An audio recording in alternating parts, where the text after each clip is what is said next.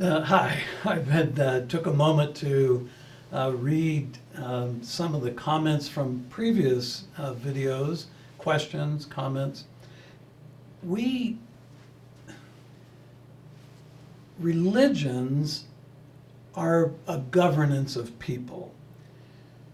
Religions basically are a way of making sure that there's some kind of standard of behavior, morality. Not that humans need religion to be moral. What happens in a duality cycle is we become divided, we become isolated. It's every person for themselves kind of thing. And so we become, in our families, we become tribal. In our ideologies, we become tribal. In our countries, we become tribal. We look at other people and judge them. Because by needing to be right, that process within our spirit, we are then safe. By being right, yes, I'm right, that gives us longevity or ensures that we won't suddenly disappear from the face of the earth. But religions are a governance, and every one of them. The only religions that don't govern people are the original nature-based religions that honor Gaia's creation, Gaia's manifest form. So one of the comments or one of the questions I got recently, well, what is then, who created all this? Who is creator? Well, creator, there is a creator. We deem that creator as God. And a lot of different religions use that term for this off-world being that is the creator. The fact is, in the Akasha, the fact is that the life we have on earth is being witnessed by the Creator through our eternal souls. The eternal soul collaborating with the body and the spirit allows the Creator to witness this manifest reality of the earth spirit. And in my understanding, in the Akasha, the name of that earth spirit is Gaia. Now, Gaia isn't the first earth spirit, celestial deity that actually inhabited this solar system. There was one prior to her, that had its residency, if you will, on Mars. And it left the system just prior to that huge reset of plasma resetting life on the planets in our solar system. That celestial deity left this system just prior to that.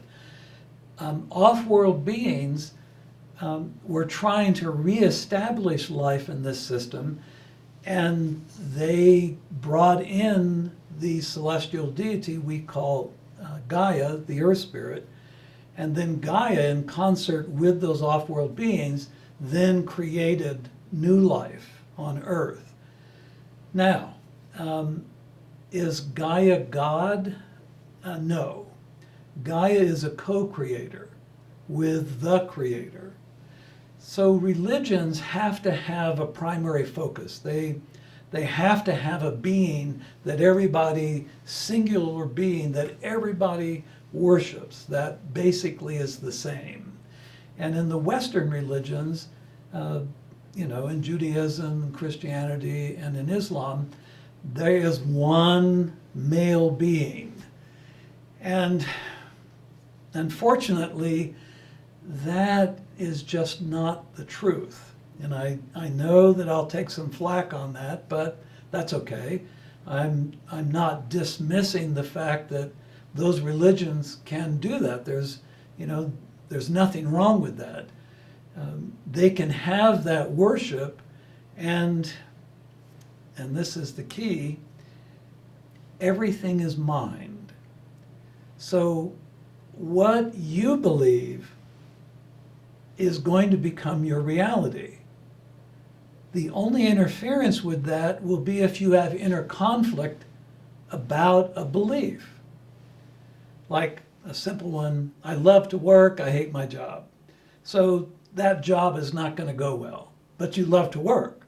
So that conflict, everything is mind. Our physical body, our spirit, and our soul is all mind.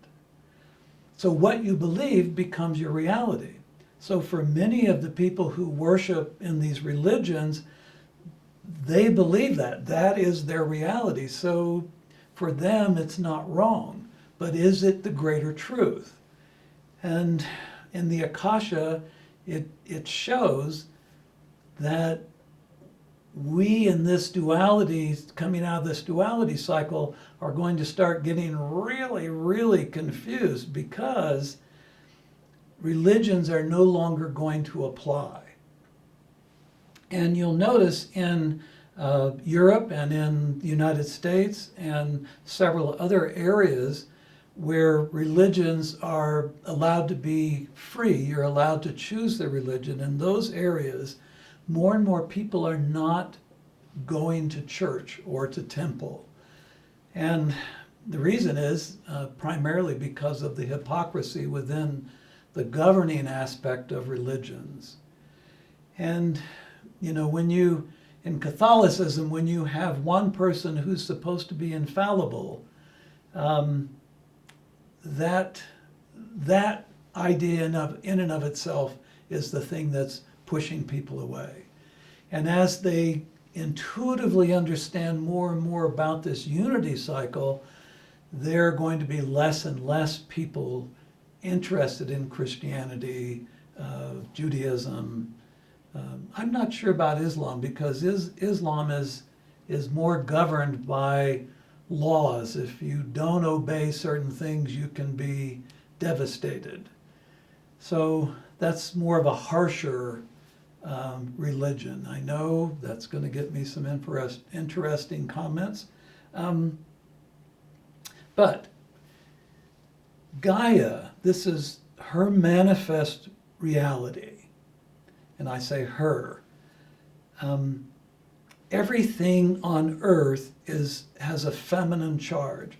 Everything of consciousness has a masculine charge. So mind, consciousness, is masculine. Awareness is feminine. So when you look at the duality that's been going on in this last cycle, that duality now is lessening. And we're now starting to see how the masculine and the feminine are truly united as one expression. And that's where we're going as humanity. So I'm sorry if I've offended anybody. That was not the intention of this. The intention was to answer a very sincere question. And, you know, let's hope we continue with the discussion. So, thanks for watching, and I'll connect again with you. Bye-bye.